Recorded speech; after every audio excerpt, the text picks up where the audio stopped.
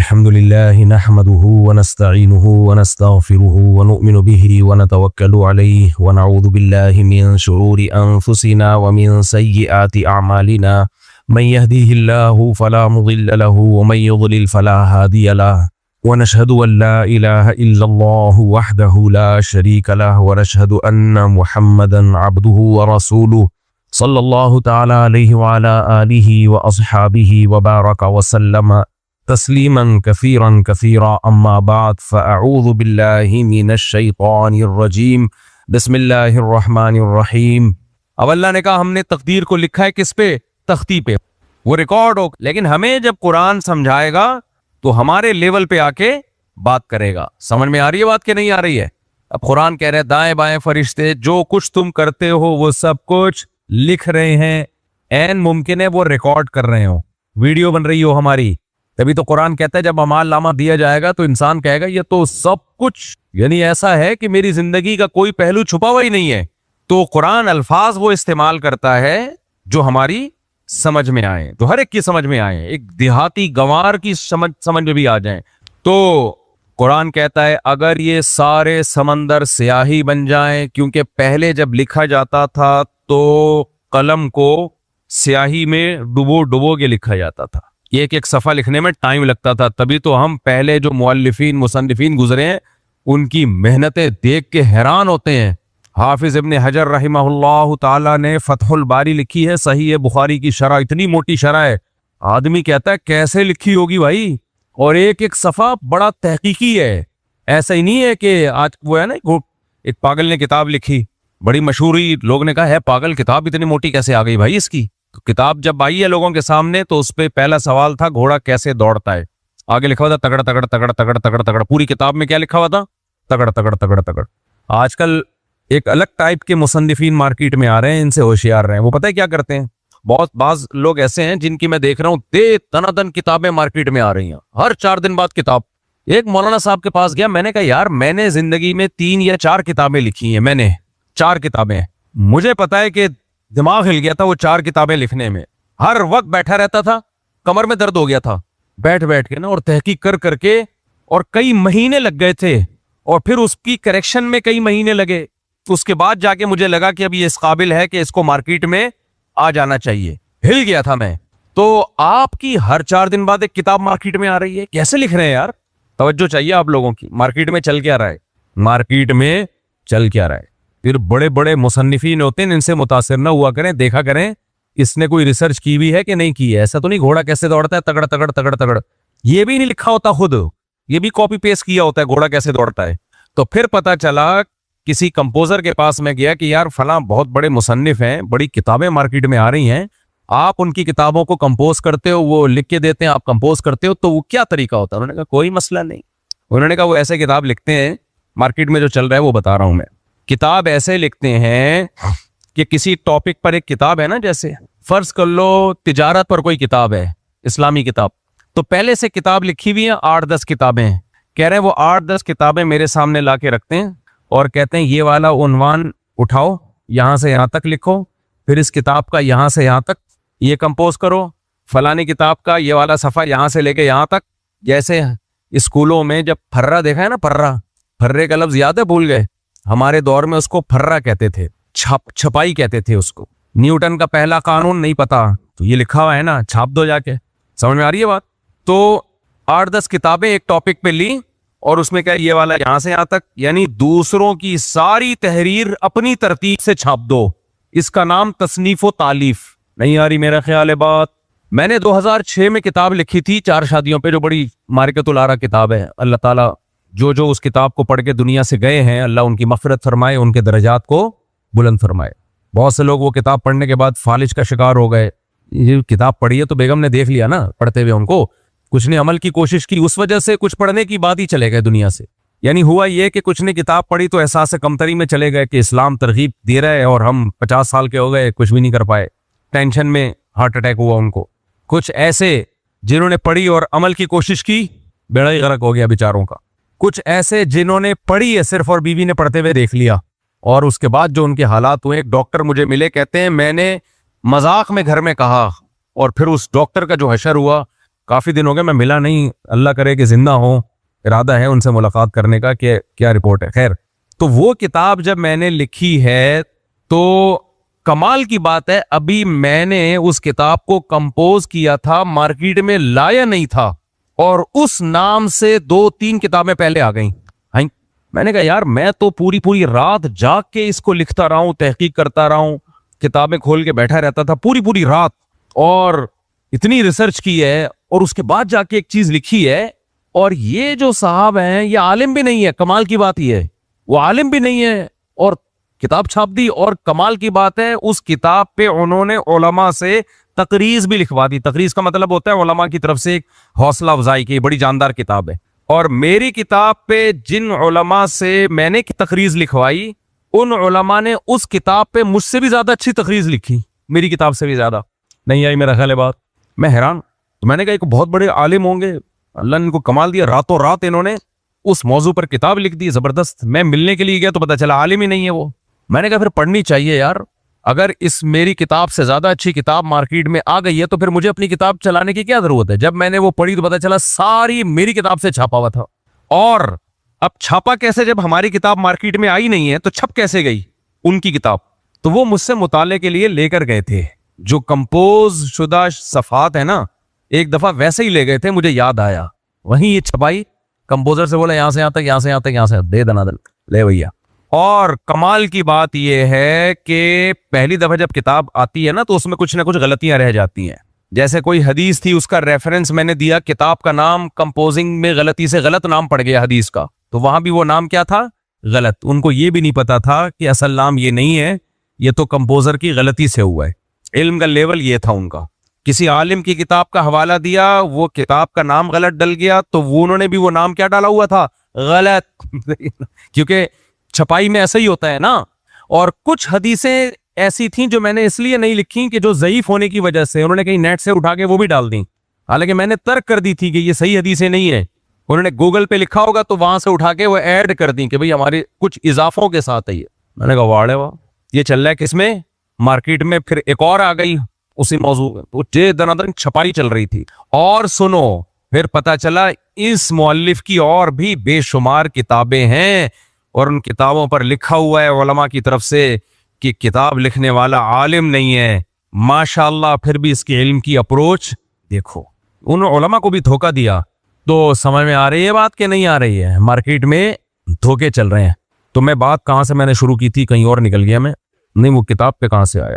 तहकीकी काम करने में टाइम लगता है ठीक ठाक। माजी करीब के उलमा में एक बहुत बड़े आलिम गुजरे, हजरत मौलाना सरफराज खान सफदर साहब रहिमहुल्लाह ताला, गुजरांवाला के थे। आप उनकी किताबें पढ़े तहकीकी, एक सफ़ा पढ़ता है ना इंसान, एक सफ़ा, तो अंदाजा हो जाता है कि इस एक सफ़े में कम से कम 1-1.5 महीना लगा होगा इनको लिखने में। एक सफ़े में 1-1.5 महीना लगा होगा इनको। तो हाँ, मैं ये कर रहा था कि पहले ज़माने में किताब लिखी जाती थी, कलम को डुबोया स्याही में और एक लफ्ज़ लिखा, फिर दूसरा लफ्ज़, फिर तीसरा लफ्ज़। हमारे अकाबिर उलमा ने, इब्ने हजर रहमहुल्लाह की मैं मिसाल दे रहा था, फतहुल बारी की इतनी मोटी जिल्दें और इतना तहकीकी काम कैसे कर लिया उन्होंने। उन लोगों की तहरीरें देख के अंदाजा होता है किस कदर मेहनती लोग थे वो। पहले जमाने में मेरे भाई सदियों तक रिसर्च और तहकीक मुसलमानों ही के काम था। 500-600 साल पहले अगर आप जाए ना आज से, तो आपको मुस्लिम के अलावा दुनिया में कोई भी इल्मी कामों में आगे नजर नहीं आएगा आपको। अब हम फारिग होते जा रहे हैं अल्हम्दुलिल्लाह। अब हमारे यहाँ मजहब में ऑल्टरनेट क्या आ गया है। पहले हमारा मजहब क्या था, तहकीक और रिसर्च।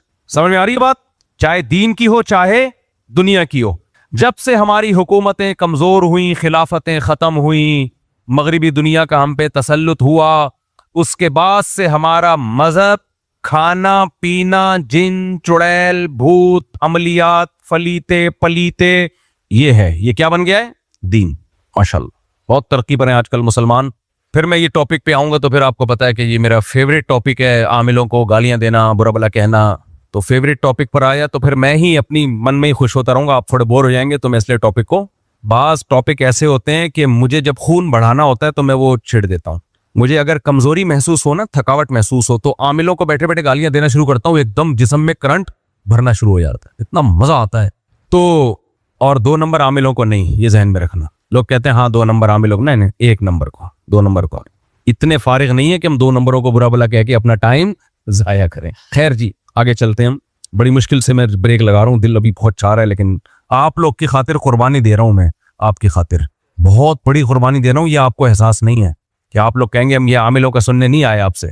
अच्छा खैर, तो अल्लाह ताला कुरान मजीद में कहते हैं कि अगर ये कलम, दरख्त जितने भी हैं ये कलम बन जाएं और समंदरों की का पानी ये स्याही बन जाए और तुम अल्लाह की नेमतों को लिखना शुरू करो तो कलम आहिस्ता आहिस्ता घिसेगा और स्याही आहिस्ता आहिस्ता खुश्क होगी। अल्लाह की नेमतें गिनना शुरू की। मैं जब पैदा हुआ तो पैदा होते ही मेरे रब ने मेरी माँ की छातियों में दूध पैदा किया ताकि मैं भूख से बिलबिलाऊं नहीं। पैदा भी उस जगह किया, माँ की गोद में, जो माँ बच्चे को सबसे ज्यादा महबूब, आपको आपकी महबूब जगह पे, महबूब लोकेशन पे खाने का इंतजाम आपके लिए हो जाए। देखो एक गंदे नाले पे भी हो सकता है। आपके दोस्त ने आपकी दावत की, बोला कि भाई मैं तेरे लिए बिहारी बोटी बना रहा हूं, नमकीन गोश्त बना रहा हूं, आजा भाई अफगानी बोटी। ये बकरीद का पानी आ रहा है मुंह में। खैर, लोकेशन क्या है जी? गंदे नाले के ऊपर बैठ के खाएंगे। आप कहोगे यार इतना अच्छा खाना खिला किधर रहा है गंदे नाले पे? तो दरिया ले जाता, शनवारी ले जाता, या कहीं डिफेंस क्लिफ्टन के किसी अच्छे होटल में ले जाता। यहां तो गंदे नाले पे तो दाल भी नहीं खाने का दिल करता, यानी दाल भी आप अच्छी जगह पे बैठ के खाओ तो खाने का दिल करता है। यहां तो जिधर तू बिठा के खिला रहा है वो तो जगह ही, लोकेशन ही ठीक नहीं है। हमारे रब ने बच्चे को पैदा होने के बाद सबसे ज्यादा महबूब कौन लगता है? अब्बा भी को भी नहीं मानता वो, अम्मा। माँ की बदबू भी बच्चे को खुशबू महसूस होती है। देखो घर में जब माँ कहीं बुर्का पहन के निकलती है, कहीं जाती है, बच्चों को छुपाना पड़ता है।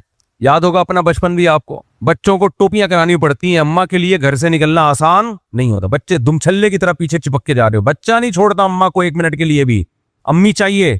माँ वॉशरूम में जाएगी ना, बच्चे बिलकना शुरू। कमबख्त रात को उठ उठ के मुंडी निकाल के देख रहे होते अम्मा कहाँ है, देखते हैं ना अम्मा किधर है। इतनी मोहब्बत होती है बच्चे को माँ से। वो अलग बात है ये बेशरम आदमी बड़े होकर माँ को भूल जाता है, उस तरह याद नहीं रखता जिस तरह याद रखने का हक है। कई साल ये माँ का मोहताज होता है, 1 सेकंड के लिए इसको विदाउट माँ घर नहीं चाहिए इसको। इसके लिए सबसे बेहतरीन लोकेशन बच्चे के लिए माँ की गोद है। 2 दरिया या शनवारी नहीं है।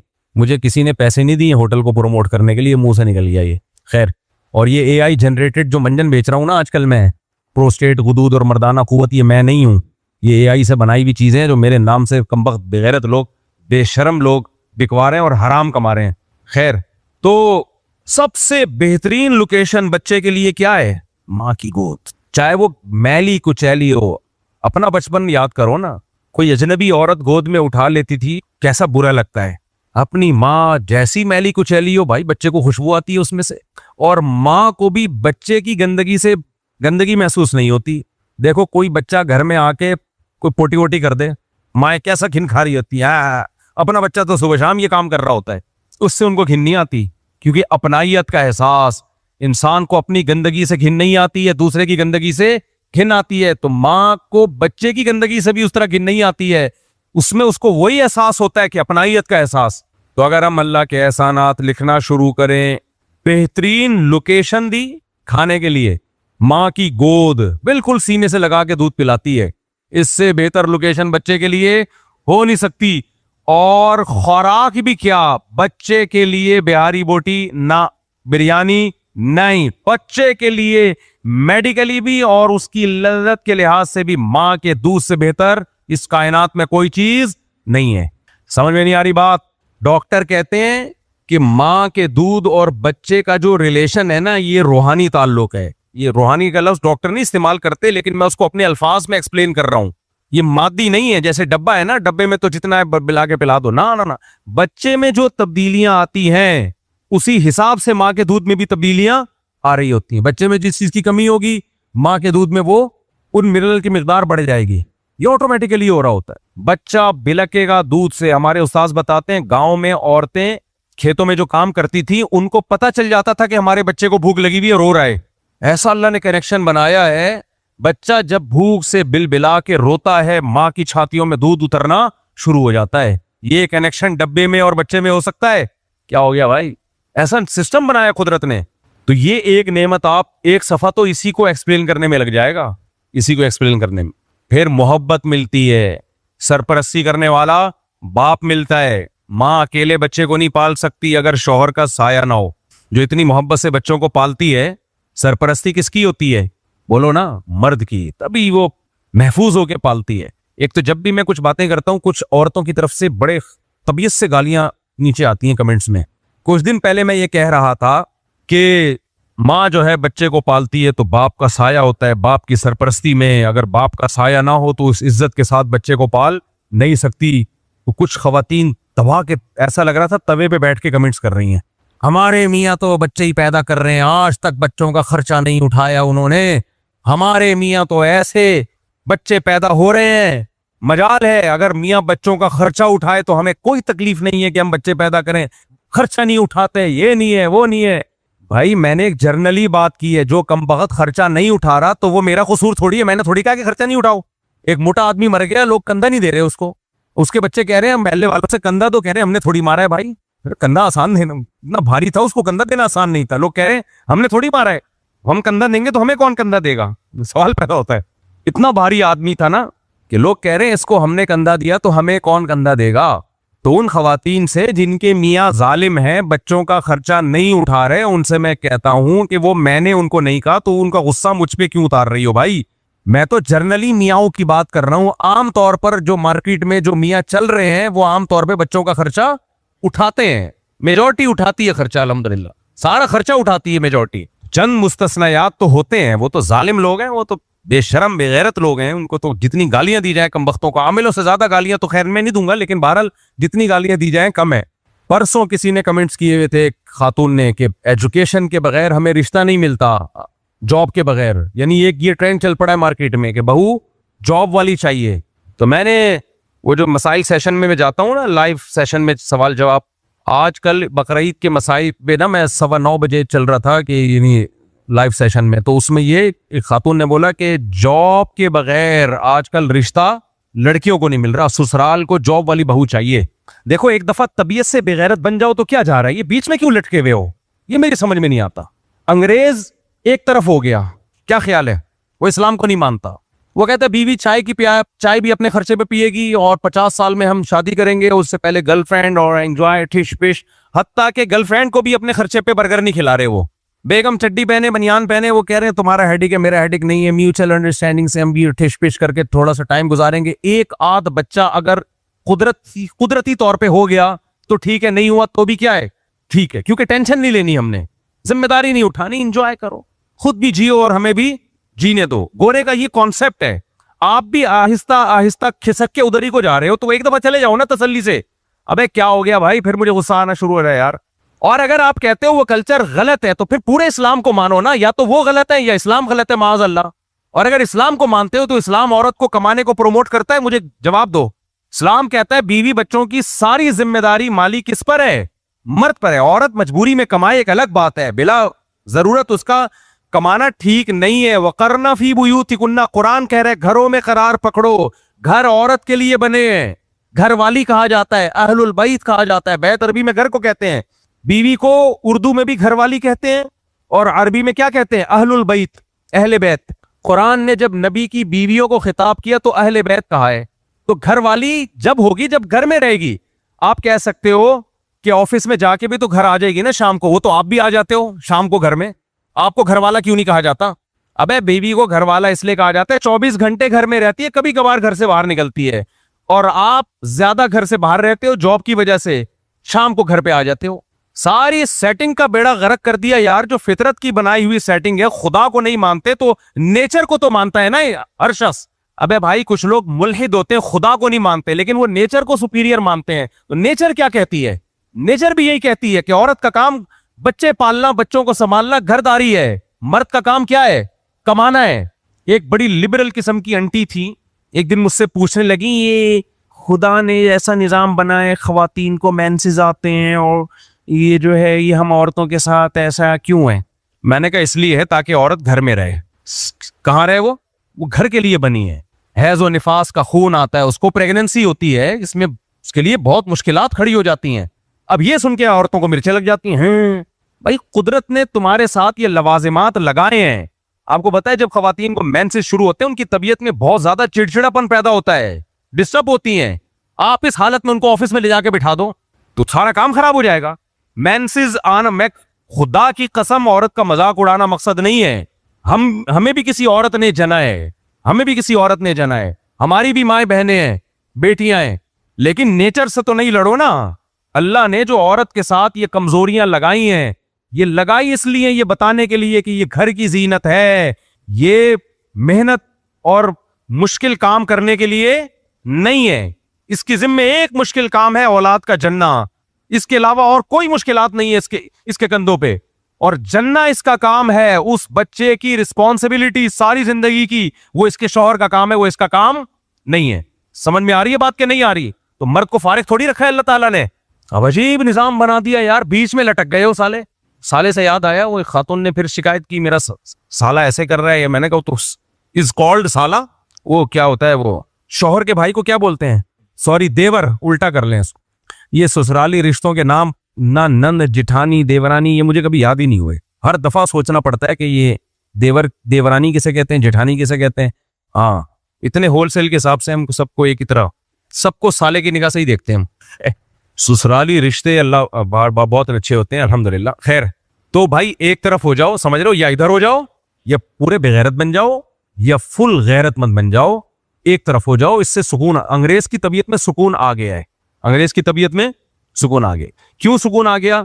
वो अपनी बीवी से वो चीजें एक्सपेक्ट ही नहीं करता जो हमारी सोसाइटी में लोग अपनी बीवी से चाहते हैं। इताअत, फर्माबरदारी अंग्रेज नहीं चाहता। वो कहता है तुम भी आजाद हो, हम भी क्या है, आजाद है। तो वो ये सुकून है, वो गर्लफ्रेंड की तरह ही बीवी को तकरीबन ट्रीट कर रहे होते हैं। और औरत भी अपने शौहर से ज्यादा उम्मीदें नहीं लगाती। वो कहते हैं जमशेद है। फर्क ये है कि एक जमशेद वो होता है जो शौहर नहीं होता, is not called husband and he is called husband, कागज बागज, बस ये हो है। तो लड़ाई नहीं होती, झगड़ा नहीं होता। तुम मशरिकी रिवायात पर चलना चाहते हो, हुकूक वो लेना चाहते हो जो इस्लाम ने दिए हैं कि बीवी मेरी फर्माबरदार हो। लौ कुन्तु आमुरु अहदन अन यस्जुद ली अहदिन ला अमरतुन निसाअ अन यस्जुदन ली अज़वाजिहिन्ना। नबी ने फरमाया शौहर का इतना ऊंचा मकाम है कि अगर हुक्म होता कि औरत किसी को सजदा करे तो हुक्म होता कि किसको सजदा करे, शौहर को। लेकिन हुक्म दिया नहीं है अल्लाह ताला ने, अल्लाह के अलावा किसी को सजदा जायज नहीं है। इतना बड़ा मकाम अल्लाह ने किसका बना दिया? बोलो, हस्बैंड का, शौहर का सरबरा बना दिया। अब आपको जब ये हदीसें सुनते हो, आप बोलते हो मैं घर में सरबरा हूं, ऑर्डर किसका चलेगा घर में? यहाँ से सुन के जाते हो डिप्रेशन के डब्बे बन के, अगले जुम्मे फिर वापस आते हो, अपने हुकूक सुनते हो क्या तो सिवाय डिप्रेशन के कुछ हासिल होता है? कुछ भी नहीं होता। हुकूक सुनते रहो बैठ के। घर में किसकी चलेगी? मेरी चलेगी। आज बीम ऐसे आती है, आदमी उछल जाता है। एक किसी ने मुझे भेजी, दोस्त ने, बेगमों का आजकल जो रिप्लाई होता है ना, इतना खतरनाक होता है, आदमी हिल जाता है। वो गरम गरम चाय पी रहा है, उसने कहा बेगम, उसने आगे से बोला क्या है, ऐसे ही कहा तो उछल गया, वो सारी चाय उसके मुंह पे गिर गई। एक ने एक्सपेरिमेंट किया, उसने यूट्यूब पे वीडियो देखी कि सिलेंडर में आग लगी हुई हो तो बुझाने का तरीका। तो देखा सिलेंडर में आग लगी है, फौरन तौलिए से यूं लपेटा, आग बुझ गई। तो दिखाया कि उसकी बीवी बहुत चीख रही है, उसने यूं करके लपेटा, चुप। उसने कहा यार प्रोसेस बिल्कुल सेम है, इसका मतलब ये भी सिलेंडर है जो किसी भी वक्त फट सकता है।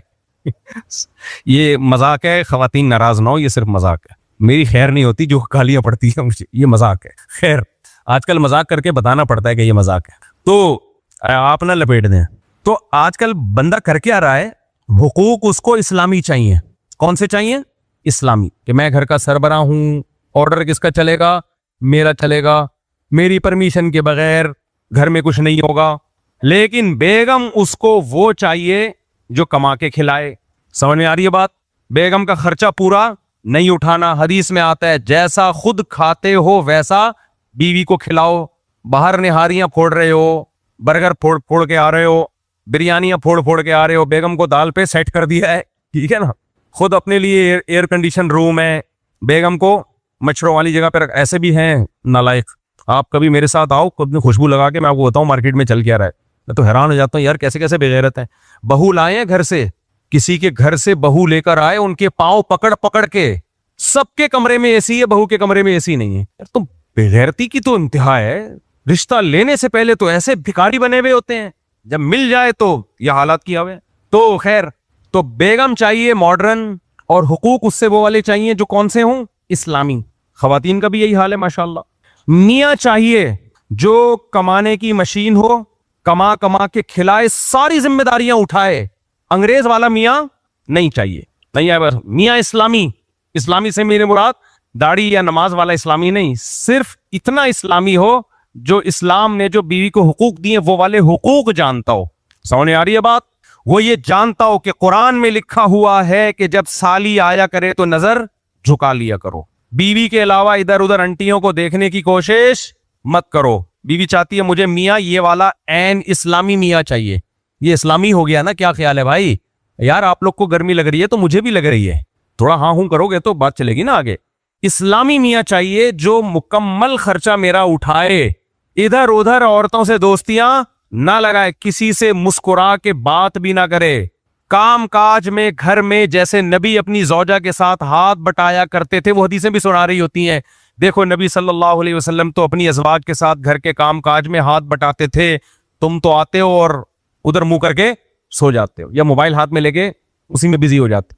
इस्लामी चाहिए, ये वाला इस्लामी, नमाज रोजा दाढ़ी वाड़ी वाला वो फंडामेंटलिस्ट हो जाएगा, वो ज्यादा हो जाएगा। इतना बस यहां तक, इतना ज्यादा इस्लामी। लेकिन उसके हुकूक वो अदा नहीं करने हैं जो इस्लाम ने आपके जिम्मे लगाए हैं। तो हर आदमी का इस्लाम अपने मतलब का है, बाकी फॉलो हम सब उसी कल्चर को कर रहे हैं जो मगरिबी दुनिया है। तो मैं इसलिए कह रहा हूं फिर मगरिबी दुनिया को फॉलो करो तो पूरा फॉलो करो, उसमें हुकूक। अबे भाई मगरिबी दुनिया में हुकूक नहीं होते। बच्चों के बाप पर हुकूक, बच्चों पर बाप के हुकूक नहीं है तो मियाँ बीवी के कहां एक दूसरे पे हुकूक होंगे? बच्चे पे माँ की जिम्मेदारियां नहीं है तो बाकी कहां से जिम्मेदारियां होंगी? तो इसलिए एक तरफ हो जाओ, आप फैसला कर लो कि किधर को जाना है। खैर मैं जल्दी से टॉपिक को समेटता हूं। तो मैं ये कर रहा था कि अल्लाह ताला कहते हैं नेमतें लिखने पे आ जाओ, तो सिर्फ एक दूध की नेमत ही को अगर लिखने चाहोगे ना, सफात के सफात भर जाएंगे। फिर अल्लाह ने रिश्ते दिए, ये जो बहन भाइयों की नेमत है ये भी कम नहीं है। बच्चा अकेला नहीं होता, बच्चे को बहन भाई चाहिए। जिस बच्चे के साथ बहन भाई नहीं है वो कितना एहसास कमतरी में होता है, अकेला होता है। ये देखना है तो कभी आओ, उन बच्चों में बैठो जिनके छोटे छोटे बहन भाई हैं, वो कितने खुश होते हैं, कैसा लाइफ को एंजॉय करते हैं, वो कैसा एंजॉय करते हैं लाइफ को। बच्चों को आजकल बहन भाइयों की नेमत से भी महरूम कर दिया। 2 बच्चे ही अच्छे, बस ना उनके भाई हैं ना बहनें हैं। जब बहन भाई नहीं होते फिर कजन भी नहीं होते, क्योंकि अब वो तो उन्हीं की औलादों कजन बनती है ना। सब बेड़ा गर्क। हमें तो अपना बचपन याद है, बहन भाइयों में भी खेलते थे, कजनों में भी खेलते थे। अब कजन भी मार्केट से शार्ट, बहन भाई भी मार्केट से शार्ट। चच्चा ताए की एक पूरी फहरिस्त होती थी, बड़े चच्चा, मंझले चच्चा, छोटे चच्चा, बड़ी फुप्पो, दरमियानी फुप्पो, फसादी अस्तगफिरुल्लाह, छोटी फुप्पो, हर तरह की फुप्पुएं मार्केट में होती थी। एक तो मुंह से गलत बातें पता नहीं क्यों निकल जाती हैं। तो अब वो फुप्पुएं भी मार्केट से क्या हो गई, क्योंकि दादा के 2 ही बच्चे थे। जब दादा के 2 बच्चे होंगे तो आपका एक आध शायद चाचा हो, एक आध बमुश्किल फुप्पो हो। वो भी इतनी देर से उन्होंने शादी की होती है कि वो भी इंतकाल कर चुकी होती है, जब तक आप फुप्पो को समझने के काबिल होते हो कि ये वाकई इनकी तरफ से फसाद था या कोई और था।